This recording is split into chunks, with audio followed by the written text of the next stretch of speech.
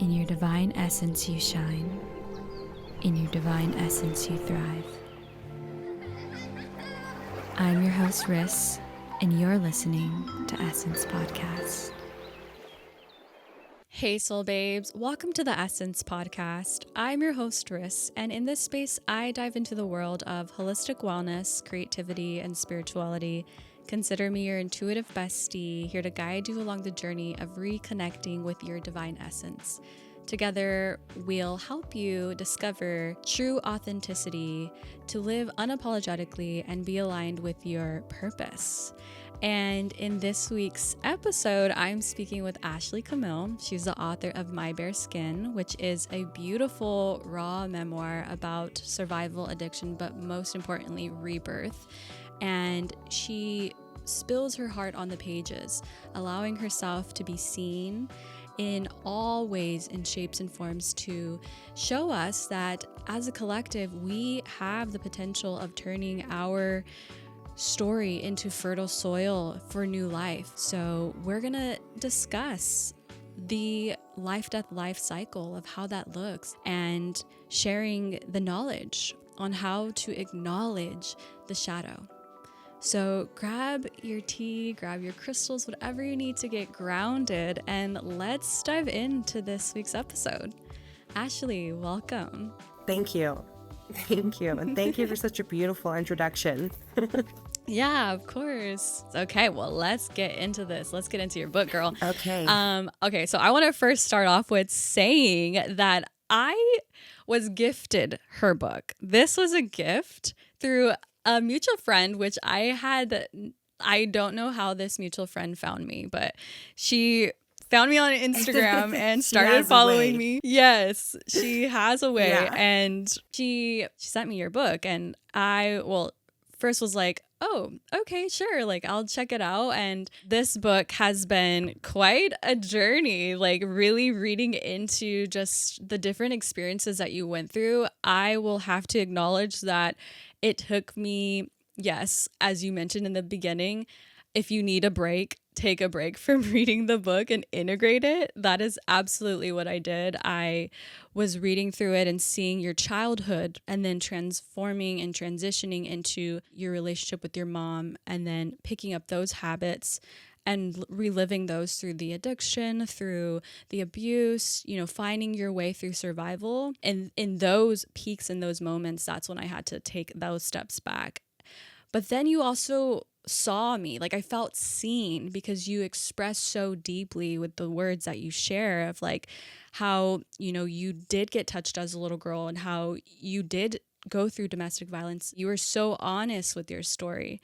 And so when I was able to see just like the authenticity and that honesty, it allowed me to be like, okay, I do feel seen, even though like I do have to take those moments back because my shadow sometimes doesn't want to be seen. So for you to acknowledge that it is okay that your shadow can be seen, it made it all the difference to like continuously read and read. I want to hear your input too, but I do want to start with that first line that you say, "This is my story. I have often wondered if my story would be significant.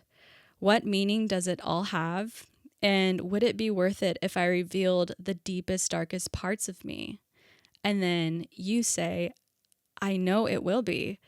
I know my life lessons will be a map guide to your own healing journey." And that first line like clearly states it all of like what this story, your story, why it was created in the first place, why it's existing, and what the medicine is that everyone can receive from it. There's so much value to this. And I have questions of like, how long did it take to write this? And how did you feel while letting all of this go onto the pages? Yeah, well, it took me years, essentially, to write it. And then a whole nother, like, year and a half. No, another whole 6 months. I apologize. It was another whole 6 months before I could, bring it out. But I was officially done. Yeah, it took me over 2 years. It was really, really hard. There were a lot of moments that I had to put it down for months. not just days, and it was never a question about finishing it. It was more a question about who am I going to share this with first, right? Or Right. am I ever going to get to that point to where I can share it? You know, that that ended up being the obstacle in the right towards the end. Right. I knew I would get there. It was just a matter of when and then how was I going to be, because again, it is the deepest, darkest parts of me. I have wrote about horrendous things, not just things that were done to me, but also things that I did as well. Once it's out there, it's out there. You Right. you don't get to take that back, or and so there's a major piece of ownership with my story that I was stepping into, that it's still taken me years since the release to fully get there. I had a lot more fears that I had to face than I realized Yeah. once it was released. But when it comes to why did I write this? Well, I was driving back from church, actually, and I had seen a lady, and she was at a bus stop, and she had a cart, and this was in Vancouver, Washington, and it was rainy, and she just looked disheveled, and honestly, it reminded me of my mom, not so much me at that point.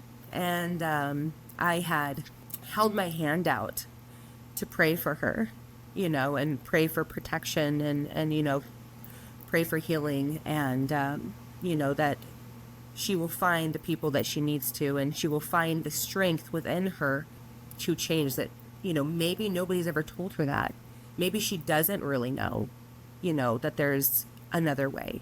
It was placed on my heart. Really, Yeah. it wasn't ever something that I really thought about before. I had been told, like, oh, you should write a book, when I did share bits and pieces of who I am with other people.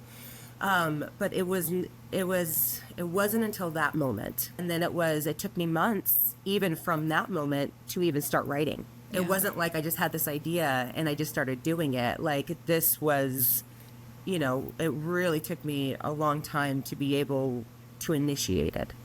When I wrote the book, it is graphic. It is extremely graphic, but I was just telling the story. And there were a lot of times I had to actually, like, just remove myself from that, because it was a lifetime ago. It was a different life, and there's a lot of stages, there's a lot of different lives in that book. So that was good for me too, and to recognize, right, like, I'm no longer this person. And so that's why I was able to push through and continue writing on the book. It just takes that one spark, that one person to finally like integrate everything. And you are that catalyst. You are that waymaker for the people that are around you, for your ancestors and for your children. So it really starts here. Yeah, I mean, there has been many times in my life where I have felt that I am too much, hard to love, and when you write a book, or if you tell your story in such an open, raw way, there comes a power from that, and again, right, like, owning that power, and not in a dominating, egotistical way, but as in, I am a force. I do affect people, and that's okay. And not everybody is going to be. My story is not going to be for everybody. What I see is that like even though those depths like are heavy, there are things that we have to put to the light. Like we have to bring those to the light. Those experiences need to be seen so that way you can move on and continue on with the journey with your openness to just share even the different relationships you went through, and the experiences that you continuously repeated. And even that kidnap, I was like, oh my gosh, like there was so much that Right. you experienced in LA. And I was like, that was like a very short segment, but a lot went down. I was like, wow. Yeah. I wasn't worried about like dying or anything. I have no idea what what his plans were. I have no idea like what would have happened to me. I've never really thought about it. And it's a huge point in the book for a lot of people. And it's just like, for me, it was just more the significance of how, for my mom, she was able to develop her own faith from, me being able to survive all of Yeah. that. Did anybody Yeah. know about this kidnap, or is this something people are just discovering? No, so it's interesting because there were people, right? My mom's friend Sharon. I had people in my life, but as far as like my immediate family, nobody really knew how bad things were during the time of my active addiction. You know, I think that they had an idea, but I never Yeah. told anybody these stories. Like, how do you just bring that up at Thanksgiving? Right, right. And yeah, it's like, so it wasn't, a huge topic of conversation. It's just like you learn, we don't talk about those type of things, or this isn't the setting, like read the room. The thing is that when those things never get talked about, they never get talked about. And then they sit there, just causing rust on everything else that is trying to bloom, right? It just destroys your heart, and it can actually really callous your heart as well, because there's a part of you that is not holding integrity because you're not being true to yourself, and to give those stories, a voice, not just my own, but other people, you really don't understand how healing that is, not just for yourself, but for your children, for your mothers, for all of the women around us. My family, they're extremely loving, very, like I said, very supportive, and everything, and always so encouraging. And I actually gave them the manuscript, a lot of my family, before I even published the book, because I wanted them all to know about everything. And there was a lot of times that they said that we had no idea, not just from my active addiction stages, but also like, childhood. They had said we didn't know it was like that bad. And this was in no way ever like wanting to blame anybody for what happened, right? Like my life was just my life. And people still tell me, like, after they read my book, how could I have gone through so much of what I went through and still hear people's stories and just think that it's so horrible comparatively? And I'm like, because it is. It's still it, right? Like, I don't hold on to that pain. I understand, I know it, right? But it doesn't consume me. It doesn't identify me, and I don't live off of it. Now, are there triggers? Absolutely. Me and my mom, we have worked through so much. I love her. People read that and they're like, how do you have such a great relationship with your mother? Well, a lot of forgiveness. A lot of forgiveness, not just from me, but from her as well, right? She has to work through her own kind of guilt. My mom's been clean now for about 15 years, and I am just, our relationship, the woman she is as a grandmother, it's beautiful to be able to see her get to enjoy that. Right around the time I started writing my book, or I had actually launched it and released it, I had started with affirmations.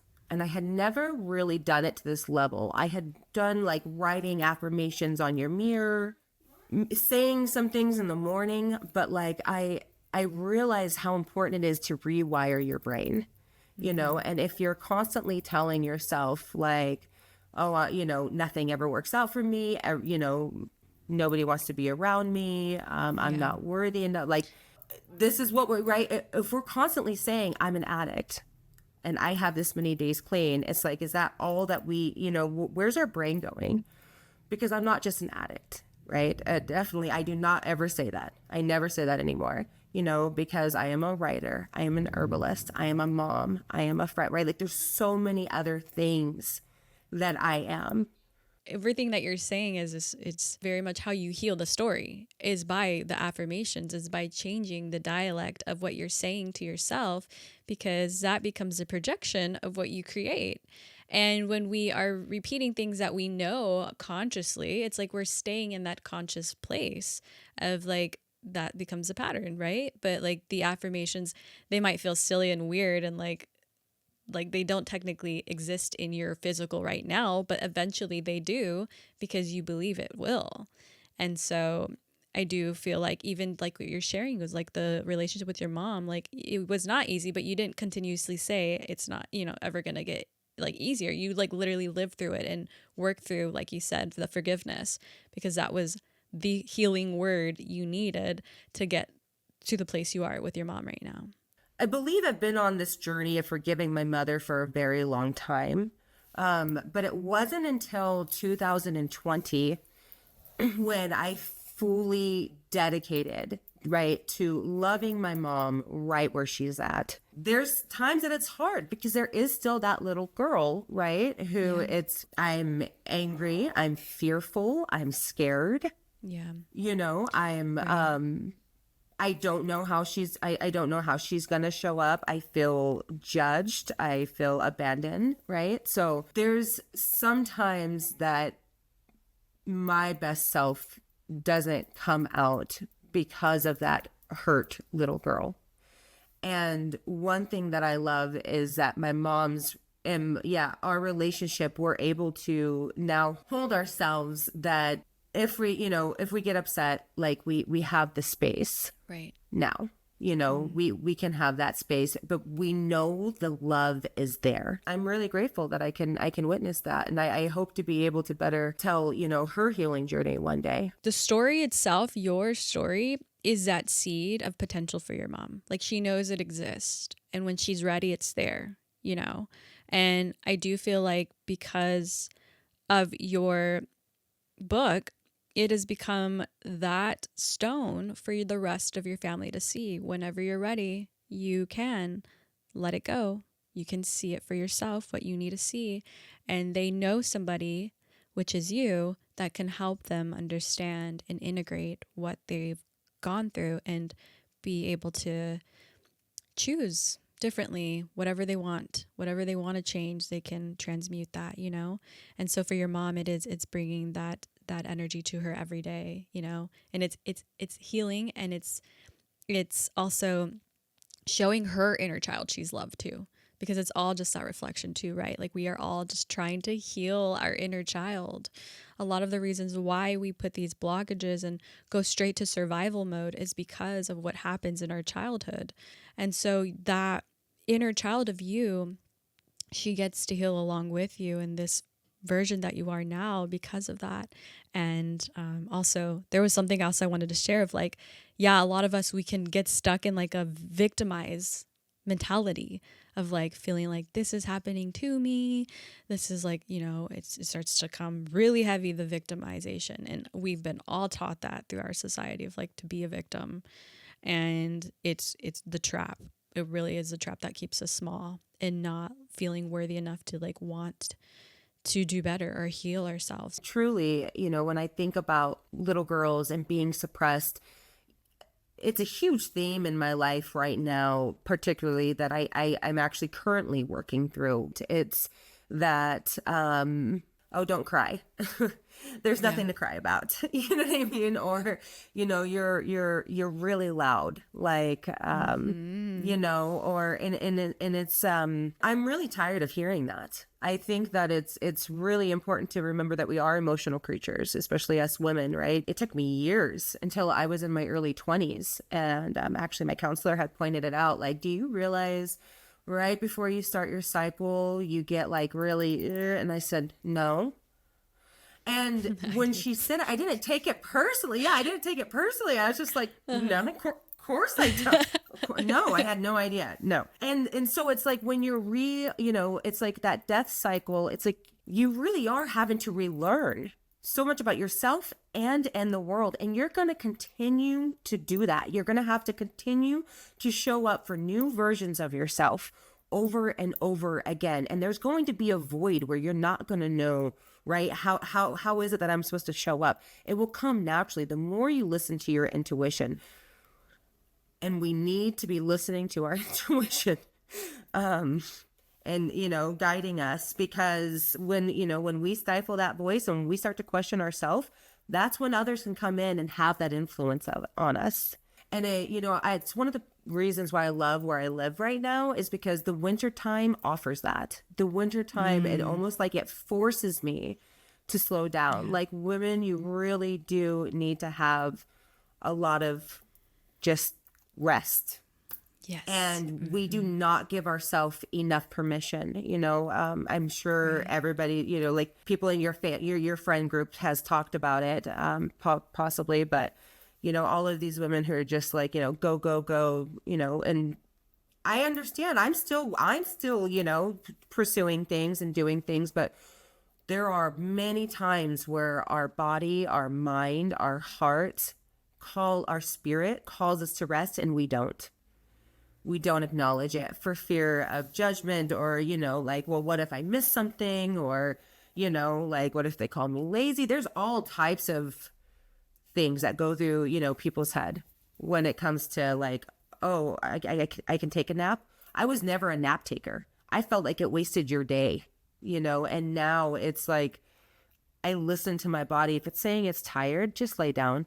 You're hitting it right on the nose of like the actual rhythm of like what's happening for me in my life right now is like acknowledging I, like you, was not really aware of my cycle, like the whole flow of it. I had to figure that out as an adult, and like, yes, I'm barely learning the terminology of like luteal and like, and I mean, I knew what ovulation was in my period, but the other parts of me, I was very much like, what the heck is this? And like, I had to take the time to understand, like, okay, this is how I respond at this time, this is how I respond at that time. And yes, the napping, I have been able to finally integrate as something I needed to surrender to, because as a child, I've always been told, like, don't be lazy, you got to keep going. And like, I would hide my naps, like in high school.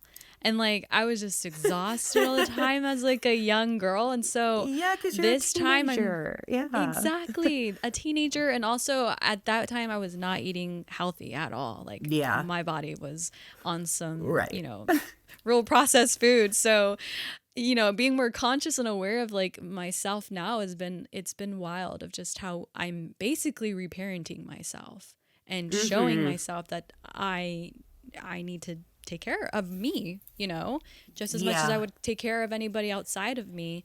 But even just like with the rhythm itself, it's like honoring that process of how we have to go, just like with the day and night, we have to go inward and outward and like go with that flow. And so I just finished my period too, and that's been the rhythm of like me having to surrender to like the process of it all, because I forget about it. I'm like, oh, I didn't get to finish, I gotta do, but like my body's like, girl, we cannot. And what you're able to produce too, especially creative wise, it truly is phenomenal. It's night and day. You're able to give so much more when you have those periods of rest, and I wish a lot more women knew that. And I wish a lot more women knew how powerful they were, right? Like, I remember being told, right, like, oh, I'm crazy, I'm angry, like around that time, right before I would start, like everything was just super dramatic. And of course I had to make it worse. Like now, instead of being like, I don't know what's wrong with me, it's like, okay, Ashli, you're very powerful. And so I'm able to look at this time and be like, don't destroy. Okay, we're not an angry dinosaur. I do my best, but definitely it helps me navigate that time a lot easier. And also understanding, and again, switching that narrative from being like, I'm just going crazy, I'm just angry, everything's irritating, to being like, wait a minute, I have a very powerful source about to come through me right now, about to happen, right? Like, and I need to remember to hold my power. I do want to get back into that just powerful section of the so little time you had in LA, right? So you went through your kidnapping, but you Yeah. also went through somebody dying like right in front of you. So that itself was like very much like when I read that, I was like, whoa, that must have been traumatic to, you had been continuously seeing sort of the dense energy around you, but not ever really death until that moment. And so that for me was like, whoa, like she just went through just a whole spiral right now of survival. And I just want to even get into that, like like how you even mentioned that you felt bad, of course, and you reached out to the guy's family, and he's like, they're telling you to continue going, like continue living your life, like the whole way through you're being told, like with those breadcrumbs of like keep going, like you have another chance, divine interventions continuously come through. And in those moments of just feeling conflicted, of like seeing something so heavy happen, but then also given this like hopeful message at the same time, like I really just want to hear your take on this. It was very, very hard. I think the message from his family was probably even harder because, we've talked on worthiness, and definitely in that moment, I did not feel worthy to be able to, do anything but to continue to destroy myself. How could I ever see the light inside of me when, it was all darkness, and it was all bad. And in some ways feeling directly responsible. There was definitely a responsibility guilt for many, many years.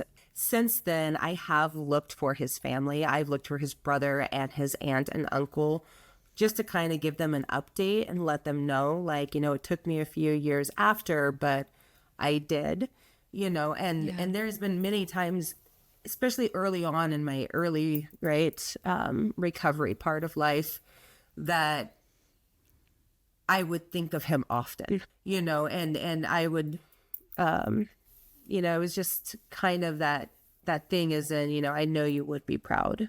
And then of course, just everything else that just like was mixed into it, and then after that, I almost lost my arm, and right, was hospitalized. Like, you're right. Like everything down there was, yeah, yeah, Yeah. yeah. I still And how have, you even expressed, oh, I still oh have my that. gosh. Wow.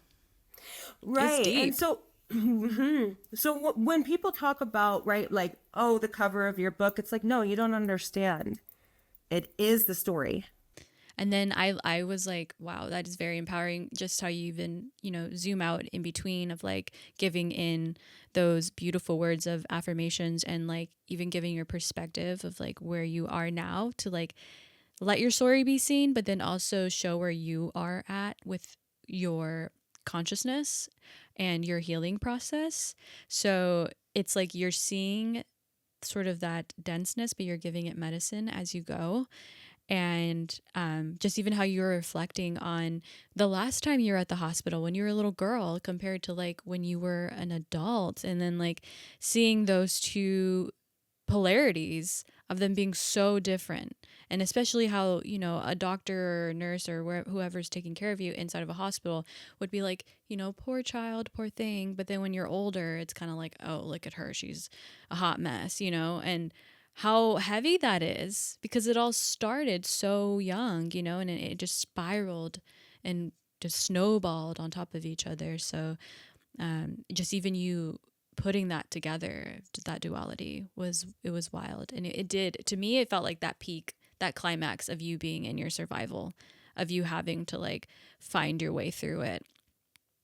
You were so young and early, like it was just still your early years of you finding yourself through adulthood. And from then on, it seemed like you were getting more of that like wisdom you're gaining. Like in your past, you were already starting to get the like hang of things.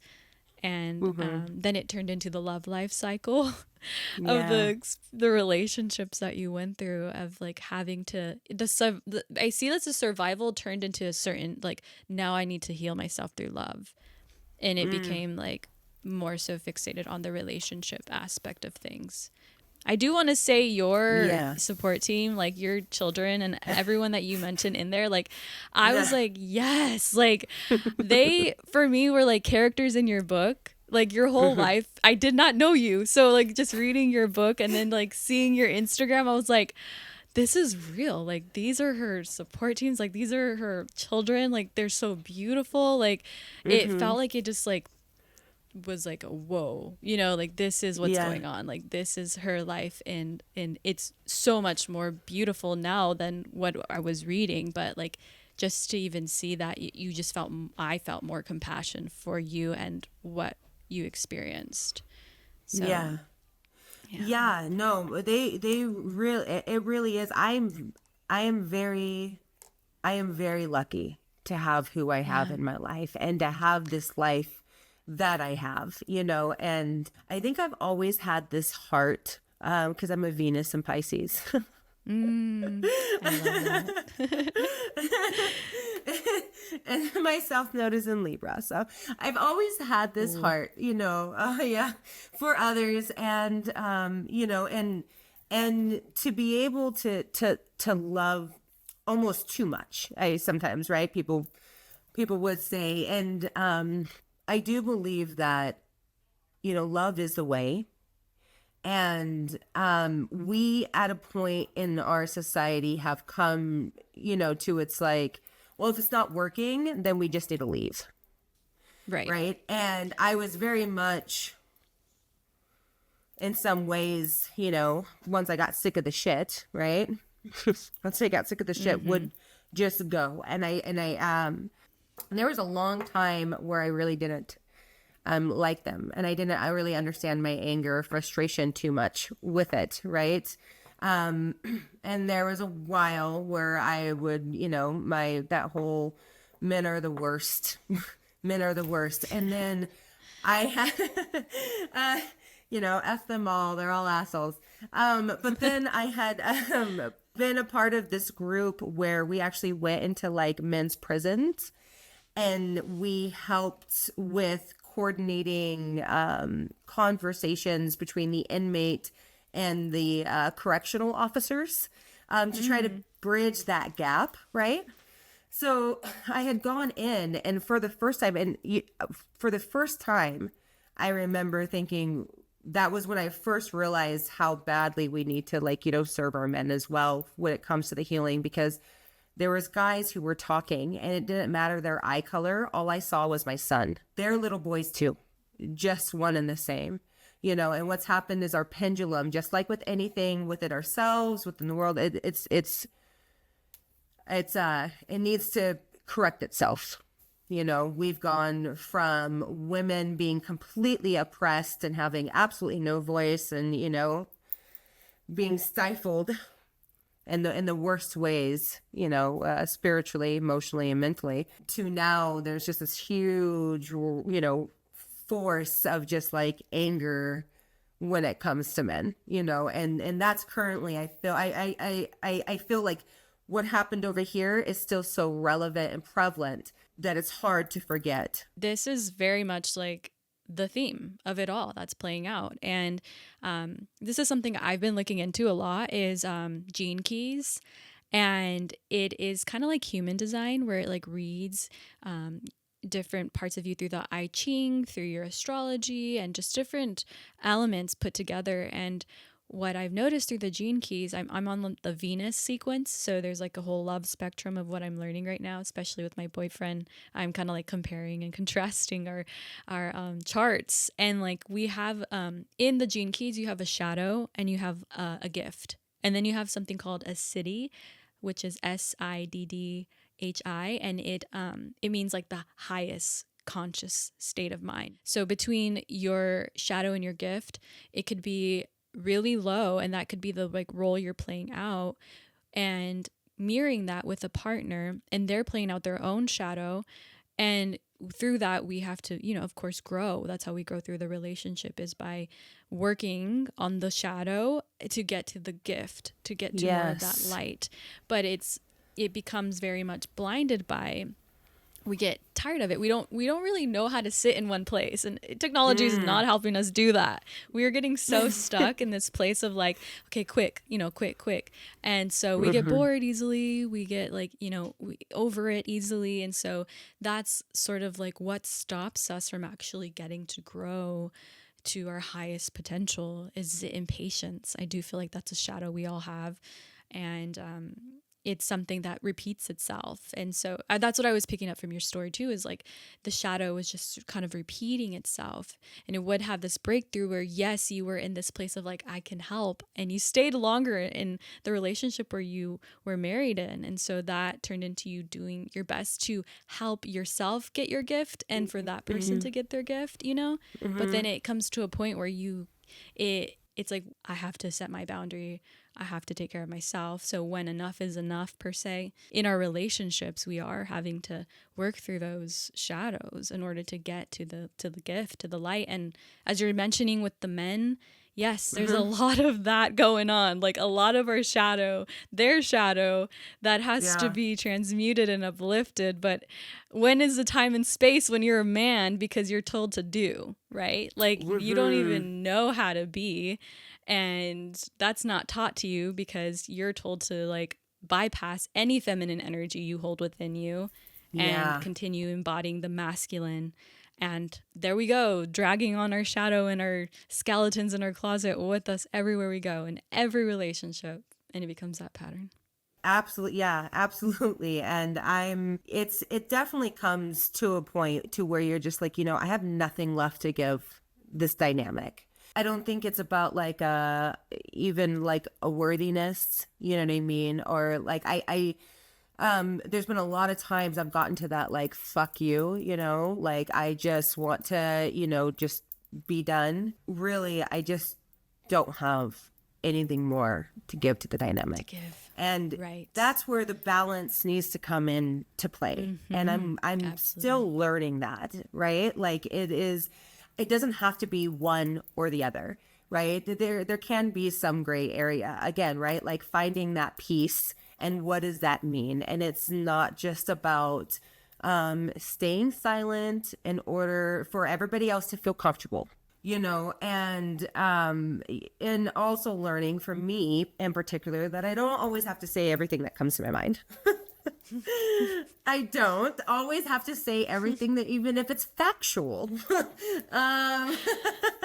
right? So even if it's true, sometimes it's just, I have nothing left to give to this dynamic, right? Because I realize how important my energy is, and where I put my thoughts, that's where it's going to go. I'm almost 40 years old at this point in my life. And if it wasn't for what I do know currently about, right, like astrology, because that wasn't something I knew about it, right? Like I knew I was an Aries sun, had no idea about your big 3, your big 6, how it influenced. I had no clue until the last few years recently. Do you mind sharing your big 3? Yes. Aries sun, Taurus moon, Capricorn rising. Love that. It's fun. It's fun. Yeah. Most of us got fire and earth. Fire and earth. Yeah, very much so. And a very, a lot of, but you had like, okay, let's take a look. When I got my divorce, it was during my Saturn return. Ooh. Yeah. Right. So, it's So I'm just exiting my Saturn return. Yeah, I'm sure it was rough. And at the time I had no idea, right? I'm just like, right. It failed. It's just a rough time in my life. It's just a rough patch. It was a lesson to be learned. It was such a good lesson. Since the release of the book, I've done a lot more reflecting on just my life and what does it all mean, because that's really that's a huge question for everybody. What are we doing? What are we doing here? What is the purpose? What is the meaning? Why continue to try? Why continue to push forward? I believe that this is one of the greatest experiences your soul will ever have is to be here on earth and to be able to have all of these emotions and to be able to have these experiences and to be able to have the people and the communities. It's like, it is like you get to experience so much of yourself in other people. And that's why it's very easy for people to go down paths where they feel more accepted, such as the whole grunge scene. People are going to go where they feel less judged. And, Right.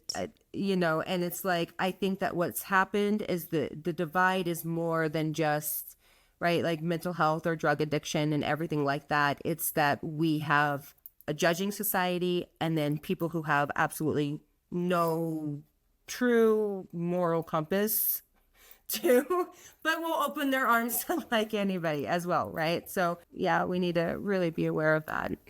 Well, the suggestion is that you definitely take a look at your astrology chart, because you will find that you are a unique being with unique gifts and a unique Yes. journey that will take you to where you are seeing yourself being. And it will start to make sense. Like you shared, like you were in your Saturn return during your divorce. Like it will make sort of sense to you of like what's going on, what are these patterns, because the planets, the moon, the sun, they're all speaking to you, like the earth is speaking. And when we take the time to listen, then we'll start to see that it's actually sort of coming together. Like, okay, I get it, I get how to move. And then not that things get easier, the challenges get a little bit more smoother because you become more stronger, because you Yeah. understand now, like, I got this wave coming through, I know how to prepare now, Right. instead of actually Yes. letting it like break down your tent, like knock your tree down. Like you are prepared. So it's the Right. preparation stages that we don't know about, that we, like, most of us are not aware of.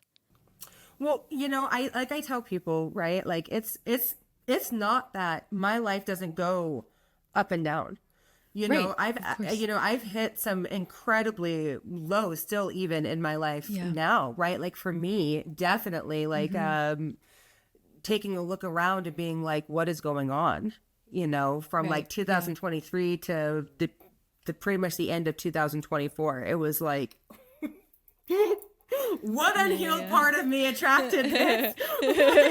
What is going on? But there is a difference about this comeback part, because I know now, after having lost my world and rebuilding it so many times, Yeah. that what comes afterwards, everything that I go through, right? And Yeah. it's and everything that I learn, it's only going to prepare me for the blessings that are to come, Yes. and my life is always going to be rebuilt better than what it was before. I have a joke with my friend Fawn. She's my best friend, and we've I told her a long time ago, like, I make my own grass green. And it sounded, it kind of sounds bad, but the truth is I do, I figure it out. Yeah. I figure it out, and I also allow myself to grieve and feel that part when life is crappy. You Right. know, I Exactly. don't, yeah, I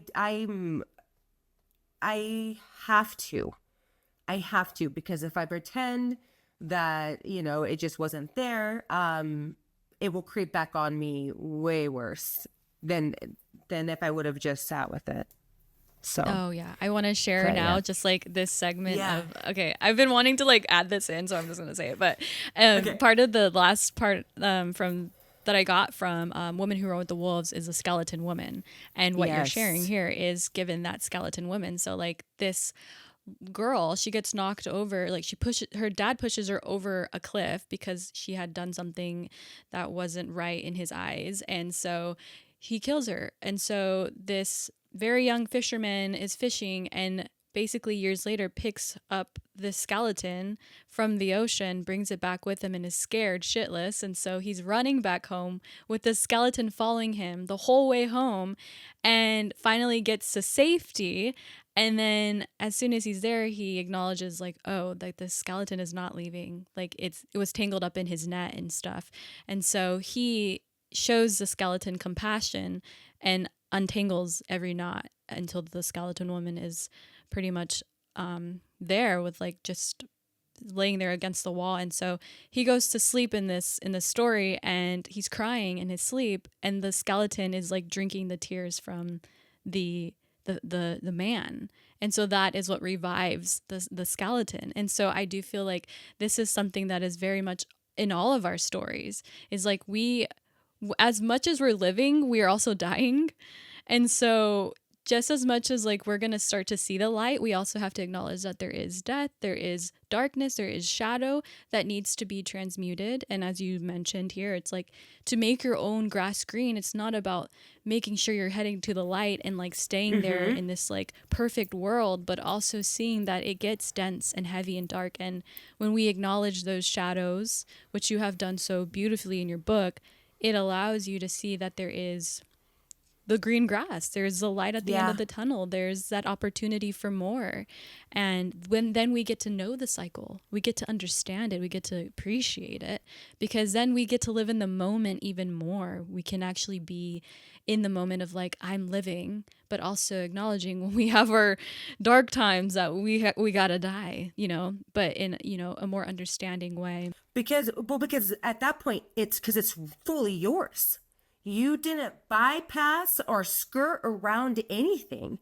You sat with that shit. You sat in that mud. You sat in that dirt. You sat with all the horrible, horrible things, right? Like, and to be able to love it as well, right? Like you're still deserving of love. Yep. Right. And you're still deserving of good things. I mean, I've said it, I keep saying that, and it's just like, because it's truly that simple. And it's very, very hard. It is a lot of work, and people will never know what how much another person has actually worked through, because it's like, how do you fully express, right? Like how deep and dark it went. Always, right, and the feelings, right, and being able to give value and meaning to your life. But what does that mean in society standards today, right? And it doesn't. You don't have to shape that. You don't have to fit into that. You don't have to have a 9-to-5 and a perfect husband and a picket fence and 401k and all of that, right? It's truly about your heart connection. And it's truly about going in very deep, seeing those jagged edges, seeing, all the sharpness, all the ugly, and just being like, I still love you. And when it comes to the skeleton woman, that's exactly what I felt like. You have to love yourself enough to fight for yourself. The constantly moving, not sitting still, like just throwing yourself into work, throwing yourself into, going out and having fun and having, partying. That doesn't give you a lot of time to sit in the shit.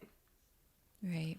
And even when things are going well, there will still be a lot of things that will come up if you're doing the work. Even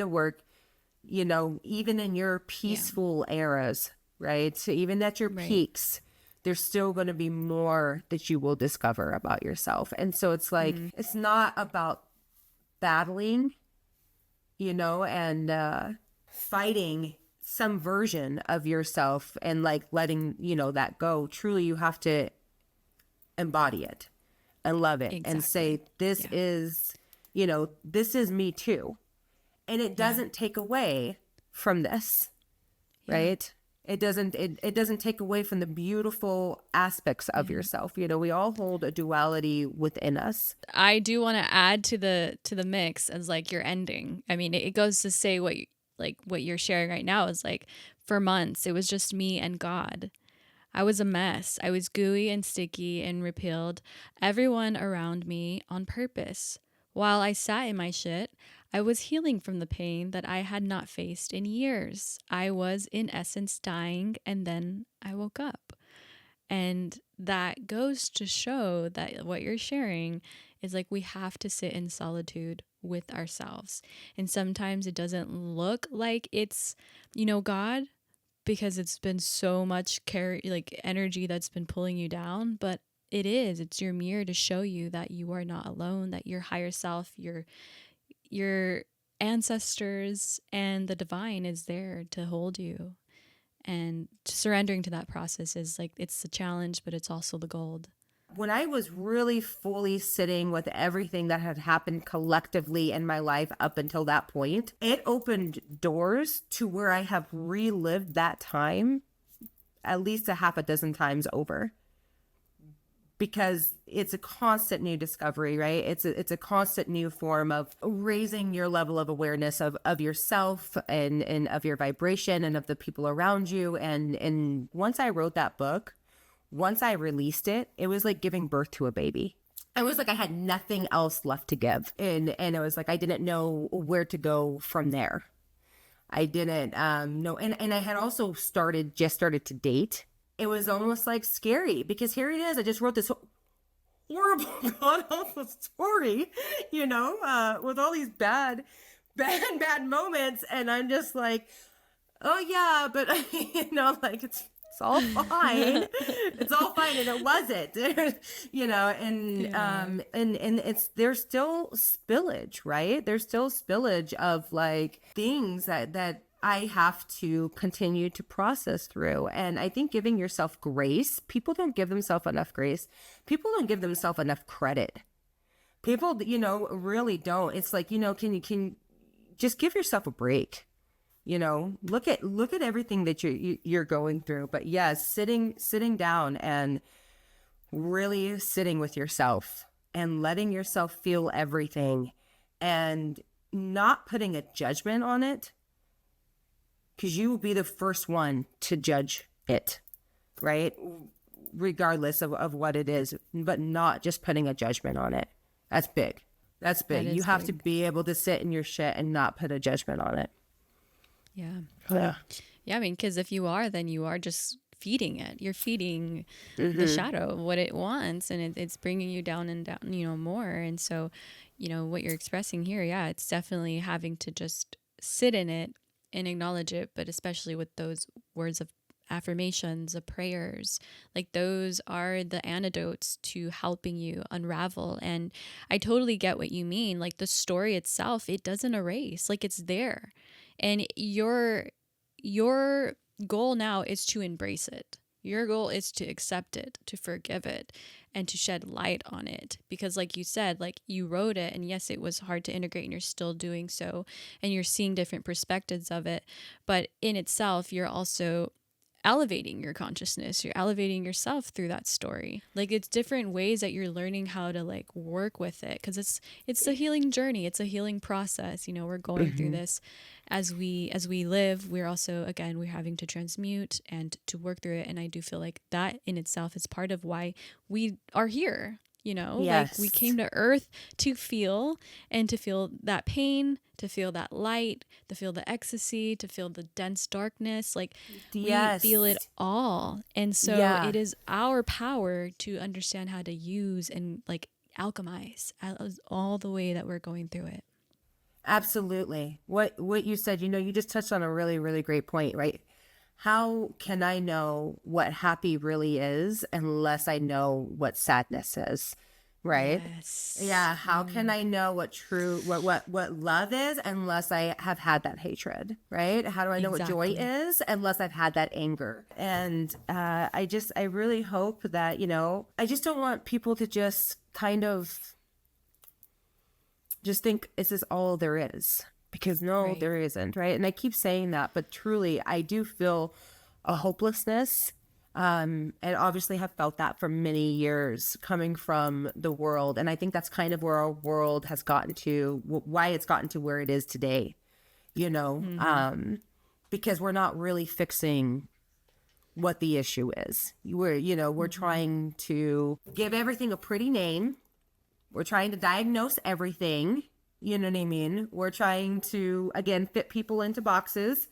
And And it's like, well, what happens when we don't fit into that box? You know, what happens? Then where do we go? And I would definitely,